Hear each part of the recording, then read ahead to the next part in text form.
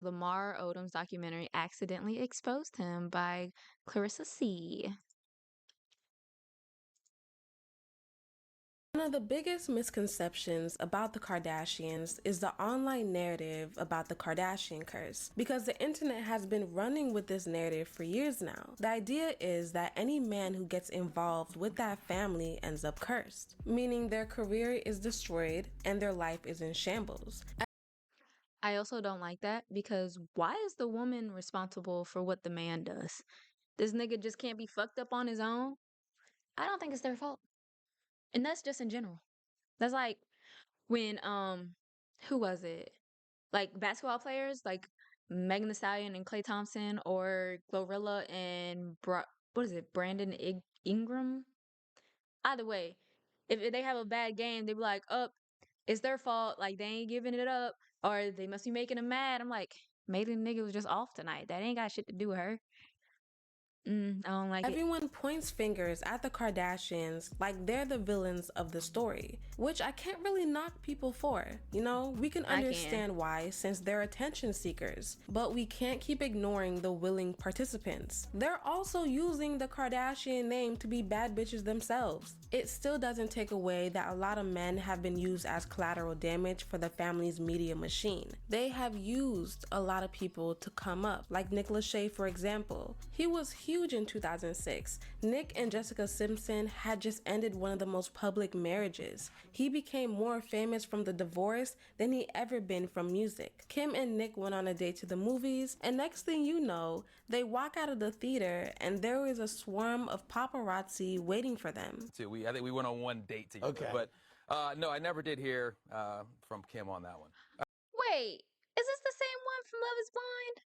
I didn't know he dated Kim. Ironic timing. Very, very. What was the date you went on? We went and saw Da Vinci Code together. Really? And did she like it?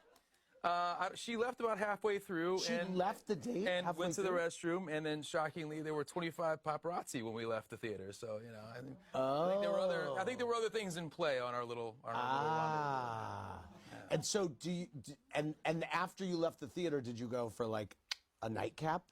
It was a matinee, Andy. Oh, Matinee. wow. Yeah, it was an afternoon movie. No, Wow. it was honestly, it was the most. Do you think she innocent of was trying to dates. like get back at someone or something? You know, this was early on in the Kim Kardashian kind of. That They have admitted to calling the paparazzi.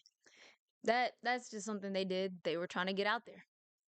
has been the Kardashian playbook. They position themselves next to fame. And when these men's lives fall apart, the Kardashians are always the first ones to get blamed. Lamar Odom's documentary on Netflix put into words what I always kind of thought. These guys are not victims. They use the Kardashians just as much as the Kardashians use them. With this documentary, I'm surprised that the kids, Lamar's baby mama, and Lamar himself openly admitted that Lamar got with Khloe because he wanted to be a part of her lifestyle. When they met, they moved pretty quickly within their relationship. By quickly, I mean immediately on red carpets together, and after dating for just a few weeks, Lamar, Mind you, 30 days. 30 days. And then that's just a month. That's crazy. 30 days and they was like, "Yup, we gonna tie the knot." proposed. I've never had someone tell me so many times a day how pretty I am and talk to me like that and just make me feel like I am everything that he says I am. You can interrupt the moment. You ever been in love before? Mm-mm. No? Mm-mm. Hmm? What is wrong This with you? makes it real. Oh, this ain't no joke. Would you marry me? 9 days after their engagement, they were married in a star-studded ceremony in Beverly Hills. Over 250 guests, not including Lamar's family or children. His kids admitted that they never even met Khloe when Lamar married her, but they watched it on Keeping Up with the Kardashians. That's crazy to me. Because I clearly think that nigga got some issues. But also, why didn't Khloe want his family to be there? Or was he just making excuses like, oh, they busy, the mom ain't letting them come, they ain't doing this? Like, was it? Because I'd be suspicious. I'm like, well, all my family's here. Like, where your family at? And matter of fact, we ain't doing this unless I talk to them. But mind you, she was probably like, I think she said she was like 24, like so she was like really young. So she probably didn't wasn't thinking all the way through. Kardashians have Kourtney and And she was just Khloe in take love. whatever, Khloe and Kim, and all these little spin-offs. Us, the viewers, believe that Kris wanted another cash grab by making Lamar and Khloe get their own spin-off after the wedding. Just to find out that the tables have actually turned once we learned that it was actually Lamar who begged Khloe for the show. It ran for 2 seasons, it followed them as newlyweds, and also featured Rob, who had just moved in with them. This is also the year that Khloe found out about Lamar's drug use, which I'm not too sure I believe, because apparently Lamar's drug use was an open secret. I think she knew, but I'm sure in Hollywood there's a lot of people who do drugs, so it's seen as normal. I think she didn't know the extent of his drug habit since they literally got married within a month of dating. That's a good point. I'm pretty sure she probably knew he maybe smoked weed or maybe did did coke every once in a while, because I feel like that's like normalized there. But smoking crack, doing heroin, I don't think she knew all that. I think there was limitations. There was some things you can't get past. Weed, I don't care if someone smokes weed. I think that's okay. But hard drugs, the real drugs, no, no, please get away from me. He probably assumed it was a regular Hollywood addiction, not a crackhead addiction. The cheating allegations surfaced publicly and pretty quickly. It didn't take long before Khloe had to start doing damage control behind the scenes. His drug use was escalating badly as Lamar started to let his mask slip. Lamar would disappear for 12 hours or days at a time on drug benders, and no one could find him. She also admitted that she was secretly cleaning up after him in hotel rooms, so housekeepings Damn. wouldn't sell the stories to the press. She described herself as an enabler, not because she knew what she was doing, but because she felt desperate and needed to protect him and cover it up. For her, It's fucked up too because I feel like, well, at least me, Chloe's always been my favorite Kardashian.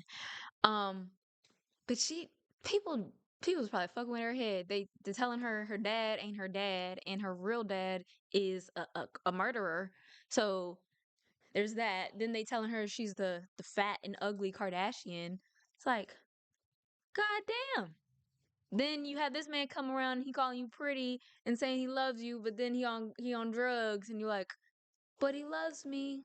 Like her head was probably all fucked up. image and his career. On a 2014 episode of Keeping Up with And she probably didn't think it was that bad because he was an NBA player at the time.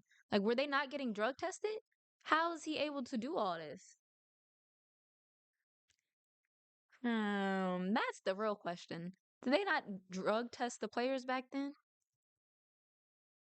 the Kardashians, Khloe broke down and admitted that on her birthday, the previous year, she had lied to everyone and said that she was with Lamar, when in reality, he had disappeared with another woman and she spent her birthday completely alone. Let me tell you something. Last year on my birthday, I lied to everyone because I had to lie and say I was with my husband when in fact my husband was missing with another girl, okay? And I lied and I gave up my Beyonce tickets to Kendall. That's how badly I was hiding. And she gave up Beyonce tickets. During their separation, Lamar got a whole PR team and he's doing interviews, lying, saying how much he loves Khloe and how they talk every day, just lying and making an effort to attach himself to her, which at that point, they weren't even speaking. So one day in 2015, Lamar wants to party. He wants to do drugs and he wants to hook hookers. He goes to the Love Ranch and in his words, was given a drink, and the next 3 days was an absolute blur. This is the only word I can tell you. I went there. I didn't do drugs that night. I wound up with drugs in my system. So wait a minute. There were stories out that you had taken cocaine the first night. There was only one night, as far as I'm not concerned. I got there, had the drink, and woke up 3 days later, ripping tubes out of my neck, not knowing how I got there. So ridiculous. You're saying there's one night as far as you're concerned, so you only remember the first night. But that means he was probably on autopilot the rest of the time. So he don't know what he was doing. He probably was doing more drugs. The first drink probably it maybe could have been strong. But I doubt it. This man probably has a super high tolerance. It won't know just one drink. unable to speak or walk. And you are positive you did not do any drugs the night you OD'd? As much as I'm positive I'm a black man sitting in front of you. He doesn't How is he going to be positive? He doesn't even remember the night. remember a make thing sense. that happened. But in the documentary, one of the managers said they found a gas station erotic pill. Investigators and the brothel staff pieced together the chain of events. Lamar had been drinking, doing drugs, and on top of that, he'd taken roughly 10 doses of gas station enhancement 10? pills called Reloaded. Cocaine is a vasoconstrictor. It tightens your blood vessels and hammers your heart. Those enhancement pills do the opposite. They dilate your blood vessels and force increased blood flow. You put these two things inside your body and your cardiovascular system doesn't know what to do. It's being pulled into two completely different directions at the same time. The strain on your heart is enormous. The risk of stroke spikes up dramatically, which explains his 6 heart attacks and 12 strokes. This is the part a lot of viewers where we all have come to the collect conclusion that Lamar is an asshole and he has never loved Chloe. To go through rehabilitation where you had to regain your cognitive abilities while you're in the middle of a divorce with your wife because you chose crack cocaine instead of your marriage, and she stays by your side to help you. She helped you walk and speak, paid your bills, and became your primary caretaker through thick and thin while you were actively cheating on her. And then when you talk about how you did her wrong and how forgiving she is, you sum it up to her wiping your ass. I mean, like, peak partying Lamar? Is it a bunch of women? Are you having a foursome? Are you... What's going on? I think the craziest night, I think Chloe, she came into this motherfucking hotel room at the Roosevelt. Okay, you and Chloe? No, I was at the hotel room with some other women. Oh. She came into the hotel room, she started beating the bitch ass at the Roosevelt. So you're in the room with just one or multiple? I forgot how many women it was. Chloe should have been beating that nigga's ass too. It's possibly, could have been more than one. So Chloe finds out you're there? Yeah, I don't know how the fuck she knew I was there though. Because she's a woman. They're the best. How you know which hotel? Because she probably knows people, bro. She's Khloe Kardashian. She probably, slipped the guy at the front desk. I don't know. Okay, so you're cheating on Chloe. Yeah. She shows up. What happens next? I don't know. She just started fucking the girl up. Jesus. We were at the Roosevelt Hotel. I had to get her off the girl. I'm thinking about this girl gonna press charges. Right. TMZ. But I got her off the girl. Did you guys end up like the girl never went to the police or freaked out? No. Oh, she was a real one. I wish I could remember who it was. I can't remember. How many times? Because you and Chloe had a relationship that I think was we got to watch it on TV. People loved y'all. You know what I'm saying? People loved y'all together. Were you obviously you cheated, but how many times did you get caught cheating by Chloe?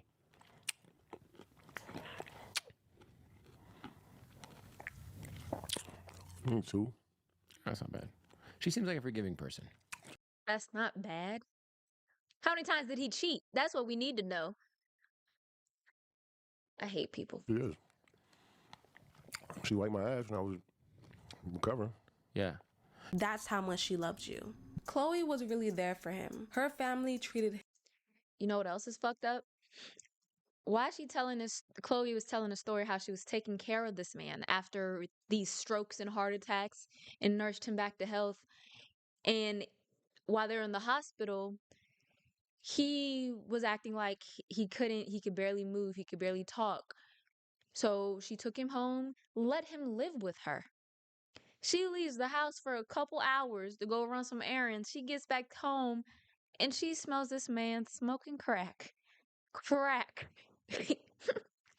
And she was so confused. Mind you, she caught him for doing it. She punched that man in the face.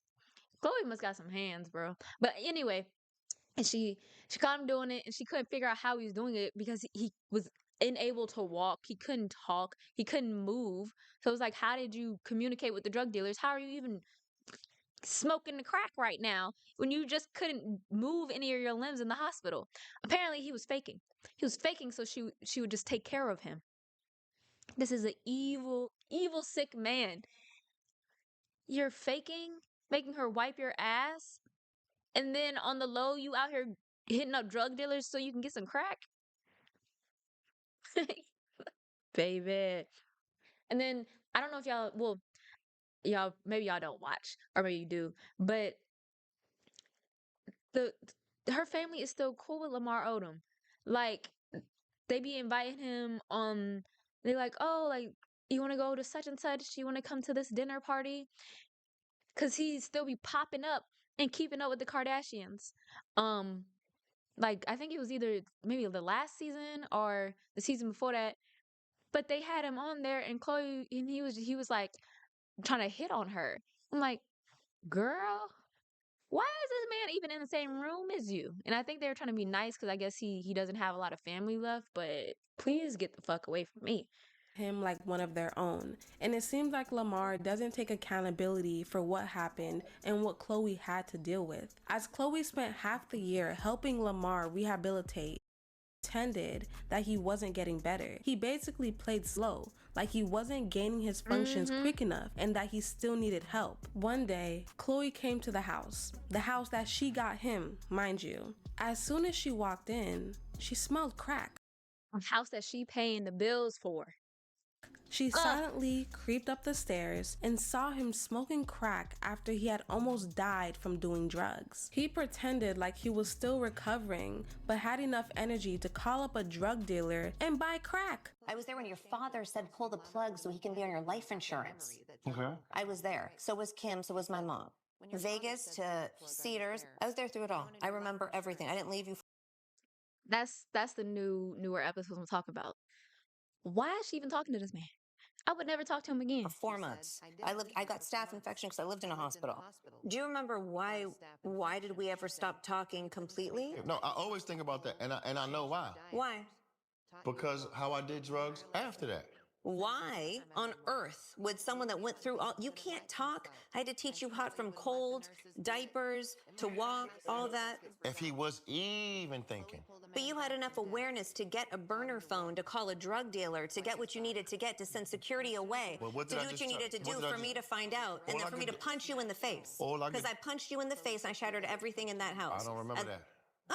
I think course you don't. Chloe He was loves on crack. hard, and that sounded like the biggest devastation. To know someone you love is taking complete advantage of you and has always taken advantage of what you could do for him. Nasty work. And for that, I respect Chloe for leaving. But I also feel bad because that's the type of man that came into her life a second time with Tristan. Chloe has her flaws like everyone. But even with Tristan, he's also very fame hungry. And it's unfortunate that Chloe didn't choose her peace with Tristan. She has a caring heart and she genuinely wants to help people. Even after the absolute hell that Tristan put her through, Why would I want to have a baby with someone who's having a baby with somebody else? I'm not like that deranged. Khloe Kardashian kept news of baby number 2 completely under wraps. And now we're learning more about why she held the secret so close. Tristan and I don't even know if I want to say Tristan and I am having another baby. The 38-year-old reality star and her ex, Tristan Thompson. Also, let me tell you how nice of a person Chloe is. Why is Chloe taking care of Tristan's disabled brother? Like, she doesn't have to do that, but she does. Like, I really think she's like I would say like number one Kardashian. I think she has a good heart.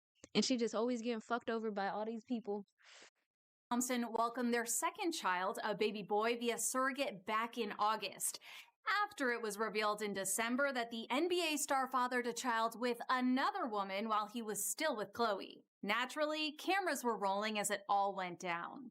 What is in the media is sort of things that we feel we need to film because it's in a way unfair to the viewers if they don't get to see that. We've shared so much about our lives, especially the older ones. We've been doing this for so long. And during the season 2 premiere of Hulu's The Kardashians, Khloe reveals that just days before the scandal broke, the two did an embryo transfer to their surrogate in hopes of having a second child together. We did an embryo transfer like days before Thanksgiving, and I found out about Tristan's situation the first week of December. Coco claims that Tristan knew he was having a baby with this other woman. All the while, he was also pushing her to move forward with the surrogacy process. I was definitely very angry. And I think feeling bamboozled, all I know is I was being encouraged to do it by a certain date.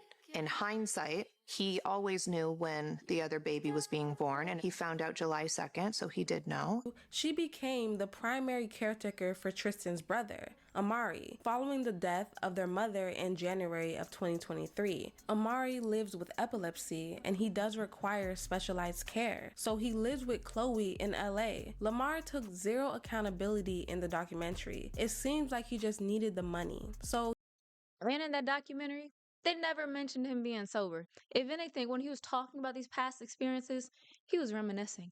He was missing those times. He was like, yeah. Like, he was so happy about it, just thinking about it. I'm like, are we going to talk about you being clean? But I'm just assuming he's not, because I know a couple months ago, he was in the news for having a DUI. Was it just alcohol? Or is he still on that stuff? I don't know. you guys keep the conversation